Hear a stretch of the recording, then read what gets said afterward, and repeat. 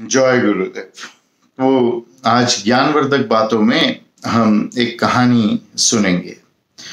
ये भगवान रामकृष्ण परमहंस और स्वामी विवेकानंद की कहानी है।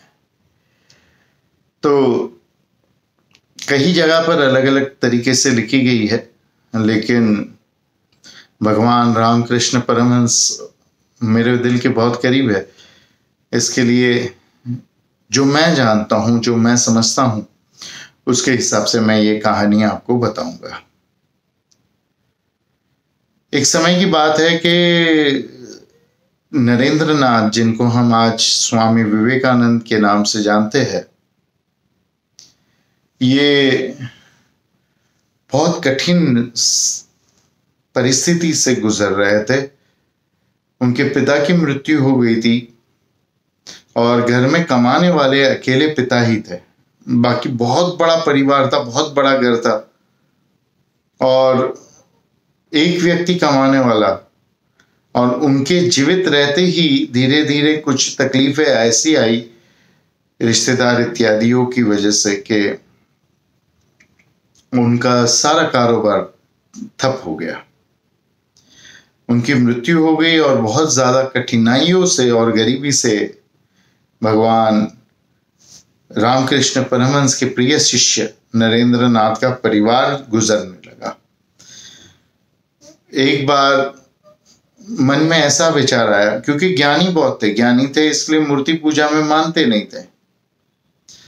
तो उनके मन में ऐसा विचार आया कि माँ काली, भगवान साक्षात शक्ति स्वरूप आद्या देवी शक्ति, अगर वो है कहीं सचमुच, तो हमारे गुरुजी की बात तो बहुत सुनती है। रोज गुरुजी उसको खाना खिलाते हैं, उससे बात करते हैं।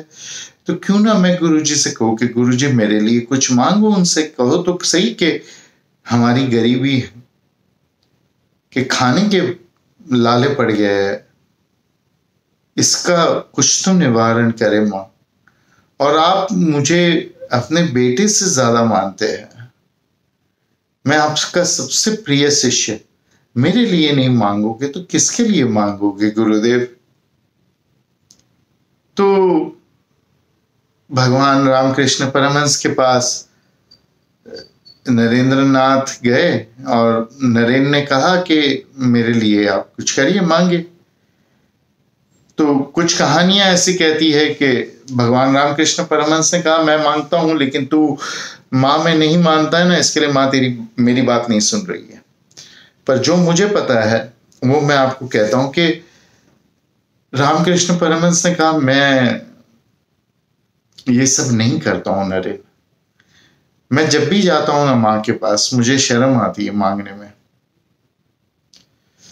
तो नरेंद्र नाथ तो छोड़े वैसे नहीं थे, पीछे पड़ जाए तो पीछे पड़ जाए, पीछे पड़ गए। गुरुजी आप मेरी हालत नहीं देखते, आप मेरा अच्छा नहीं चाहते।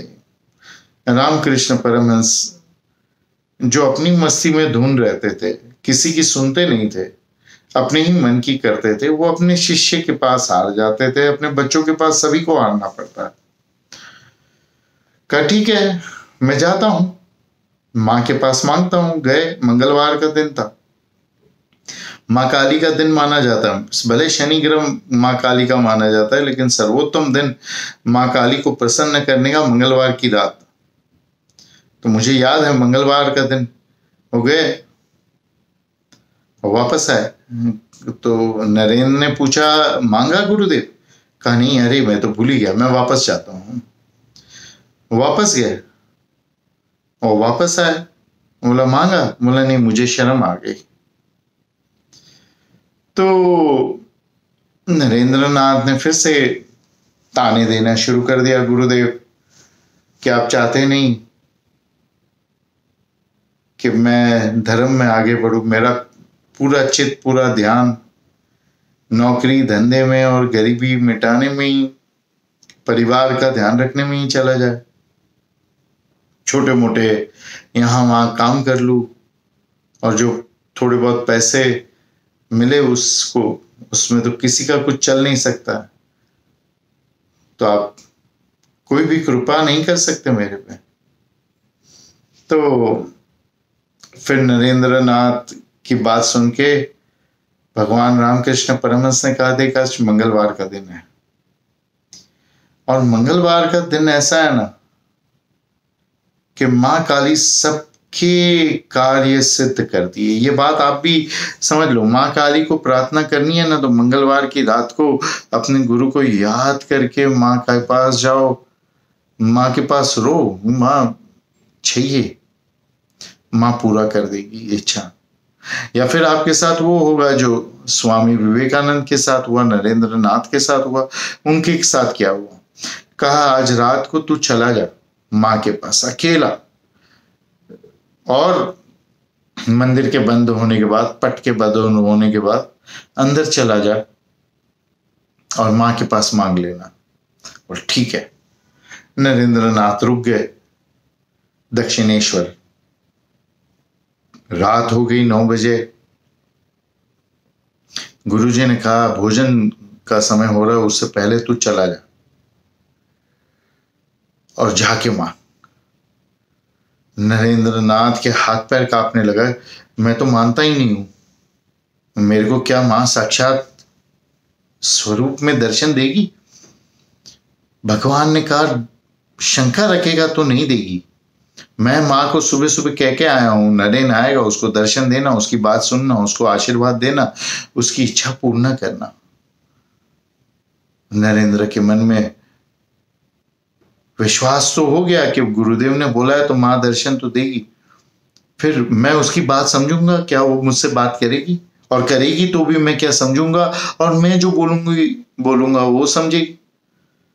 भगवान ने कहा जैसे माँ छोटे बच्चे की तोतली भाषा समझ लेती है ना, वैसे ये माँ भी समझ लेती है। तो जगत जननी है नरेन, सबकी माँ है, जा तू। बोला जाता हूं, लेकिन फिर मन में शंका कि कैसा होगा। साक्षात माँ के आज पहली बार दर्शन होने वाले हैं। नरेन के हाथ पैर कांपने लगे, डरने लगा, एक सूखे पत्ते की तरह हिलने लगा। जैसे तैसे करके मंदिर में पहुंचा, और विश्वास तो था कि मां दर्शन देगी क्योंकि गुरु ने बोला है। तो गुरु मध्य स्थिता माता मातृ मध्य स्थिता गुरु, गुरु माता नमस्तुभ्यम मातृ गुरु नमाम्यम। अंदर पहुंचा तो साक्षात सुंदर महाकाली ने दर्शन दिए। आंख से पानी बहने लगे, झरझर झरझर झरझर कांपने लगा, बार बार प्रणाम करने लगा, बार बार प्रणाम करने लगा। कहता है मां बस ऐसे ही जब भी आंख बंद करूं या आंख खोलूं भी और तुझे याद करूं तो सामने आ जाना। मां मुस्कुराई, मां ने सर हिलाया, जहां देती हूं तुझे ये वरदान। सर हिलाकर मां ने हामी भर दी। मां से प्रेम भरी आशीर्वाद, बार बार बार बार साष्टांग नमस्कार, इतना प्रेम इतना प्रेम इतना प्रेम। समय बीत गया और फिर आंखों में खुशी के आंसू लेकर गुरु के पास लौटा। गुरु ने पूछा मांगा? गुरुजी मैं तो मां को देख के तो भूल ही गया सब कुछ। इतनी सुंदर, आपने आज तक बताया ही नहीं कि मां काली इतनी सुंदर, उससे सुंदर तो दुनिया में ना कुछ है ना हो सकता है, कभी भी ना कभी था। कहा बेवकूफ, तुझे क्यों भेजा था? सुंदरता देखने को मां की, कि मांगने को भेजा था? जा वापस मां। ओ भूल गया गुरुदेव, अभी उपाय तो यही है कि वापस जाना पड़ेगा, मांगना पड़ेगा। वापस गया। मां की सुंदरता, अलौकिक सुंदरता, ऐसा ना कभी देखा, ना कभी जाना, ना कभी परखा। फिर से वही प्रणाम, साष्टांग प्रणाम, और ज्ञान दे, भक्ति दे, दया दे, विश्व में सब तक तेरा नाम पहुंचा सकूं, गुरु का नाम पहुंचा सकूं, ऐसी शक्ति दे मां। फिर से बाहर आए, गुरु ने पूछा मांगा? अरे बाबा, वापस भूल गया। बोला ऐसा कैसा तू नरेन? अब नरेन को पता चला जो मैं गुरु को ताने दे रहा था, गुरु मुझे दे रहे। एक चीज तुझे मैं समझा के भेज रहा हूं, 2 बार भेजा, तो 2 बार भूल गया। अभी यहां से रटता रटता जा, तेरे को जो मांगना है कि मां मेरी गरीबी का नाश कर।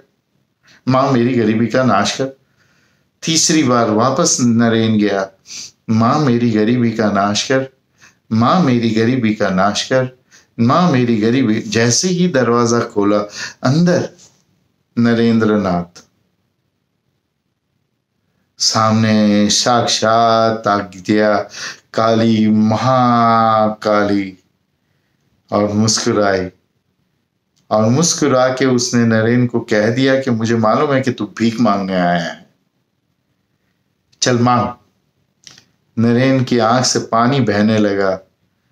इस बार खुशी की पानी नहीं थे, खुशी के आंसू नहीं थे, इस बार शर्म से रोने लगा। और फिर से मां को प्रणाम किए, साष्टांग किया और कहा, मां कुछ नहीं चाहिए, ज्ञान दे, तेरी भक्ति दे, और ऐसा आशीर्वाद दे कि पूरी दुनिया में गुरु का नाम, गुरु का जो लक्ष्य है, गुरु का जो नेतृत्व है, वो जो मुझे मिला है अमृत पान करने को, वो मैं पूरी दुनिया में फैलाऊं, और कुछ भी नहीं चाहिए। मेरी भूल हो गई। रोते रोते जब पट से, गर्भ से फिर से बाहर आए, तब उनके मन में एक बात आ गई कि ये गुरु की माया है कि जिसकी वजह से मैं छोटी छोटी चीजें नहीं मांग पा रहा हूं। गुरु के पैर पकड़ लिए, कहा, गुरुदेव मुझे समझ में आ गया कि आपका ही ये मनोबल संकल्प है कि मैं छोटी चीजें भिक्षा में मांग के मैं फंसू नहीं। जब मां के पास गया तब मुझे ऐसा लगा कि राजा के पास मैं कौड़ियों की भीख मांगने जा रहा हूं। तो ये बात मुझे शर्म से मैं मरा जा रहा था। अब आप ही आशीर्वाद दो, मां के पास मांगने की जरूरत ही नहीं, आप शक्तिमान हो। गुरु ने कहा नहीं, लेकिन नरेंद्र नाथ तो जिद्दी, पकड़ लिए पैर, छोड़ूंगा नहीं, रोने लगे। फिर गुरु को आशीर्वाद देना ही पड़ा कि जा, मेरा आशीर्वाद है कि तेरे परिवार में कभी गरीबी तुझे सताएगी नहीं, जो जरूरत की चीजें है वो सब प्राप्त हो जाएगी। और उस दिन से ऐसा ही हुआ था।